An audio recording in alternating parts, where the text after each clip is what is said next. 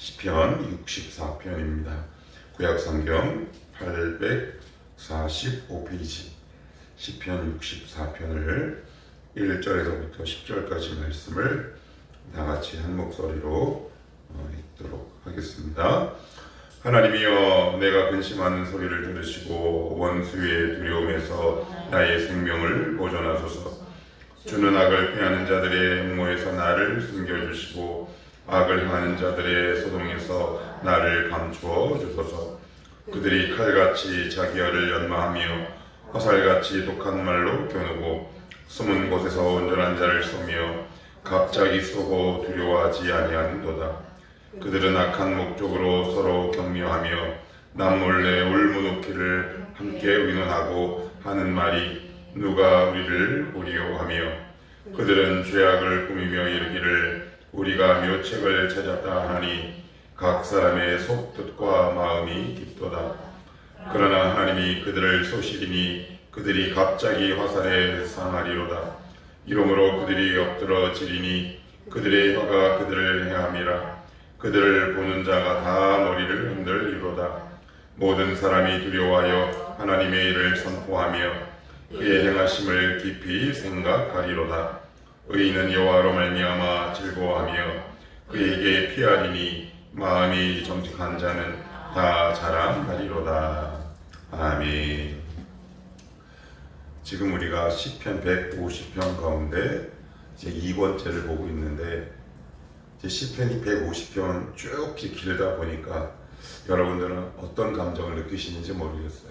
저는 이렇게 말씀을 준비하고 여러 개 자료를 찾아보면서 다윗의 인생과 생애 어려운 일들이 굉장히 많이 있었구나. 우리가 표면적으로 알고 있던 다윗의 그것과 굉장히 많은 큰 차이를 보이는구나, 이런 생각이 들어요.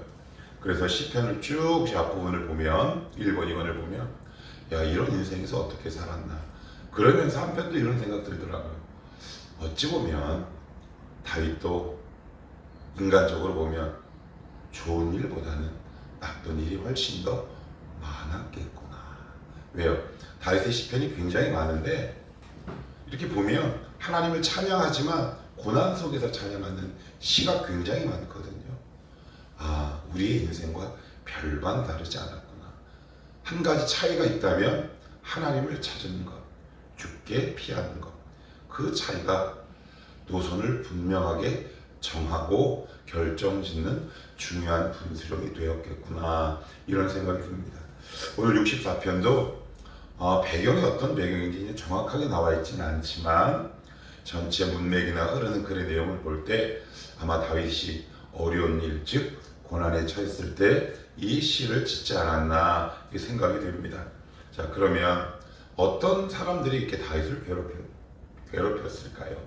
여기 오늘 보시면 다윗을 괴롭힌 악인들의 특징과 그들의 결말이 쭉 나와 있는데, 자, 이 시간 우리 다윗의 마음을 따라서 우리 본문 안으로 한번 들어가 봅시다. 자, 1절에 보시면 하나님이여, 내가 근심하는 소리를 들으시고 원수의 두려움에서 나의 생명을 보존하소서. 여기 보시면 원수의 두려움, 다윗도 똑같이 두려움을 느꼈어요.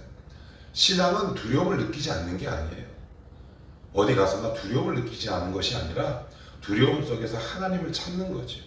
완벽한 사람은 존재할 수 없어요. 목사도 두렵고요, 여러분도 두렵고요. 우리가 신앙생활의 길을 들어서지만 이 두려움은 시시때때로 우리를 찾아오죠. 그래서 이런 한탄이나 이런 자멸, 그리고 자조, 이런 건 조금 우리가 삼가야 하는데, 나는 왜 이렇게 약하고 두려울까? 지극히 당연합니다. 우리는 다 두렵습니다. 그런데 두렵고 안 두렵고가 중요한 것이 아니라 두려움 속에서 무엇을 붙들고 어떤 것을 향하느냐가 결정짓는다. 그런데 오늘 여기 보시면 두려움에서 나의 생명을 보존하소서 그래요. 하나님 앞에 자신의 두려움을 가지고 가는 거죠. 그 두려움의 종류가 뭘까요? 여러 가지가 있겠죠. 종류에 관계없이, 장래에 관계없이, 영역에 관계없이 다윗은 자신이 갖고 있는 모든 두려움들을 하나님 앞에 의탁하는데, 자, 그들 즉 다윗이 갖고 있는 그 두려움이 과연 뭐냐면 2절에 보시면 주는 악을 꾀하는 자들의 음모에서 나를 숨겨주시고 악을 행하는 자들의 소동에서 나를 감추어 주소서. 그러면서 이제 구체적인 악인의 특징이 나오는데 첫 번째입니다. 3절 그들이 칼같이 자기 혀를 연마하며 화살같이 독한 말로 겨누고 숨은 곳에서 온전한 자를 쏘며 갑자기 쏘고 두려워하지 아니하는도다. 뭐에 관한 부분이 나오나요? 혀. 악인의 특징을 얘기할 때 항상 시편과 잠언을 보면 혀에 관한 얘기가 나옵니다. 너무 당연하죠. 주님이 말씀하신 것처럼 그 마음에 쌓은 곳에서 사람이 입 밖으로 말을 내는 거거든요. 그래서 제가 이 자리를 통해 여러분들에게 여러 차례 누누이 말씀드렸지만 이런 말은 없다 그랬어요. 그거 내 본심이 아니야. 그런 말은 이 세상에 존재하지 않아요. 사람은 항상 쌓은 것에서 말을 내뱉는데 악인은 악을 쌓다 보니까 그 말이 어느 정도로 날카롭냐면 연마한대요. 그렇잖아도 이 날카로운 이 혀를 이 맷돌에 가는 돌에 이렇게 갈다 보니까 얼마나 그 내뱉는 말이 누군가의 정수리를 탁 찍겠습니까? 그래서 악인들의 첫 번째 특징은 뭐다? 혀가 날카롭다. 악인의 문제가 아니죠. 우리의 문제이기도 하고 우리의 고민이기도 합니다. 성품이 좋은 사람은 악한 말을 내뱉지 않습니다. 그 성품이 부드럽고 온유한 사람은 날카로운 말을 내뱉지 않죠.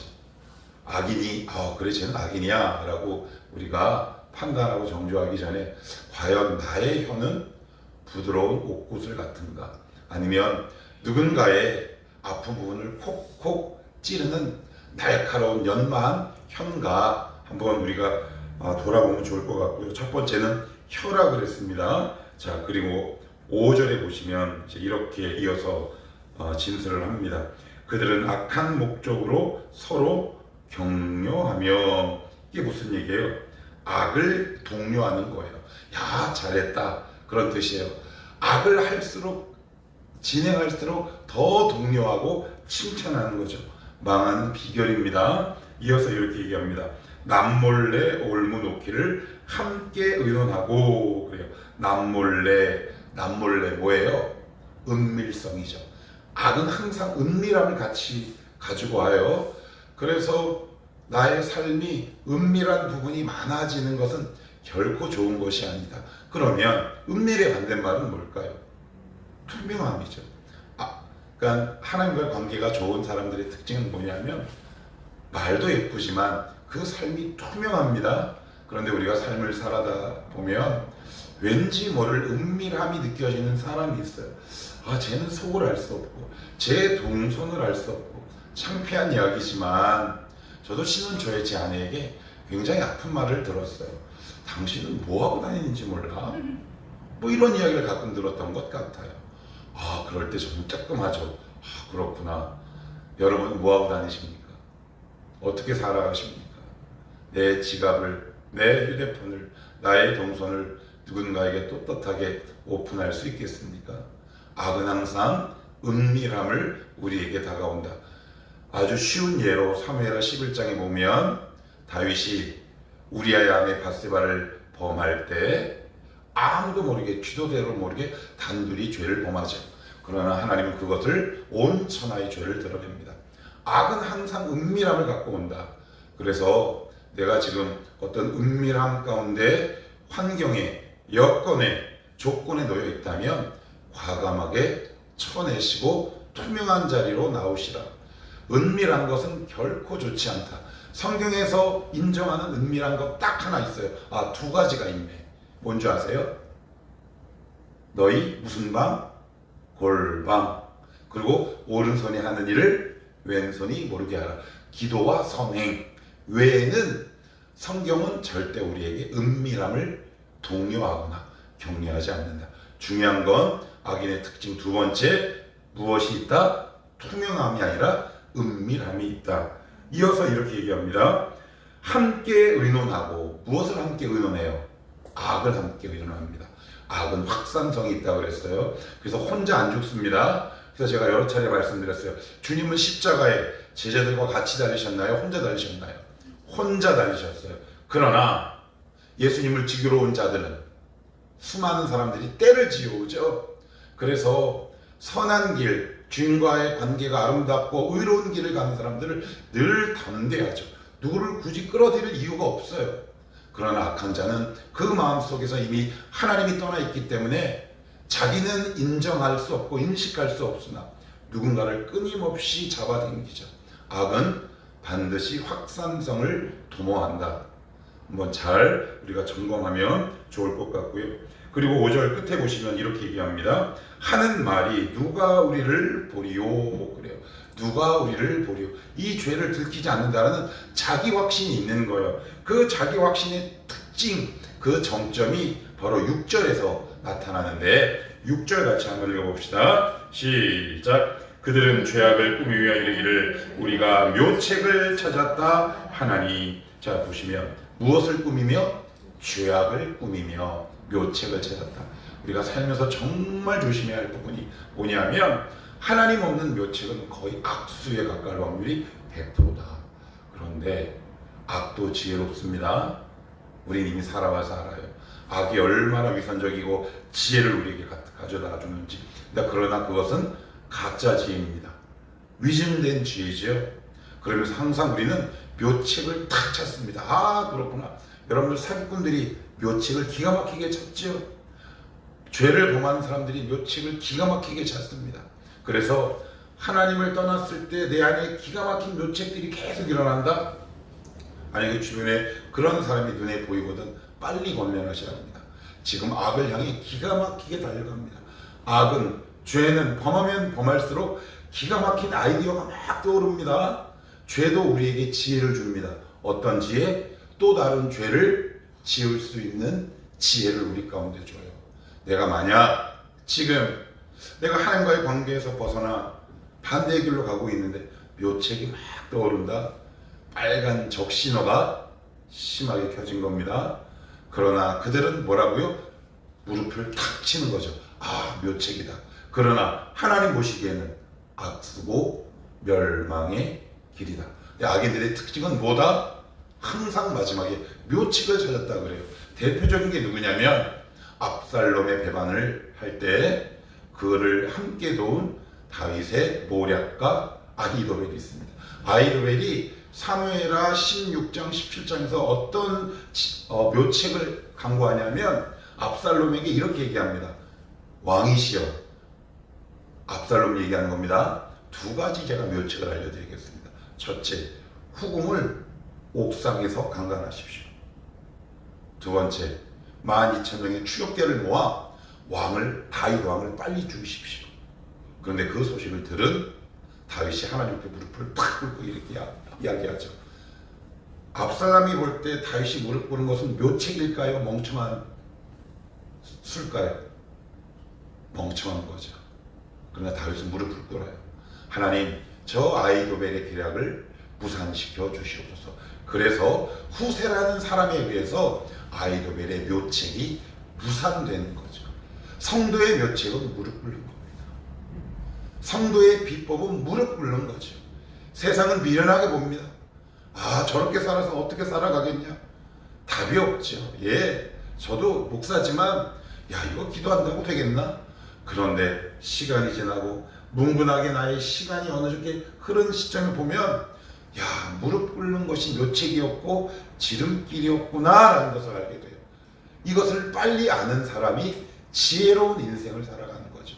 하나님을 떠날 때 내 안에 문득문득 떠오르는 기가 막힌 묘책과 아이디어는 조심하시라. 그것이 하나님으로부터 왔는지 사단으로부터 왔는지 우리는 그것을 분별할 재간이 없다. 성도에게는 무엇만이 묘책이다? 무릎 꿇는 것만이 묘책이다. 다윗이 아히도벨의 그 묘책과 모략을 무엇으로 무산케 했다? 오직 단순하게 하나님 앞에 무릎 꿇는 것으로. 가장 강력한 묘책. 그러면서 악인의 결말에 관해서 이렇게 얘기합니다.